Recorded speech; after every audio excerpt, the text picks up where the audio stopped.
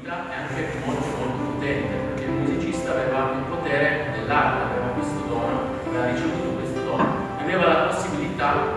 di intrattenere gli ospiti delle corti.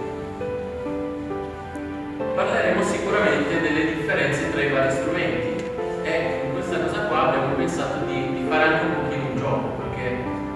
un conto è se noi diciamo conosci la differenza tra un pianoforte e un violino. Io adesso ho suonato delle note,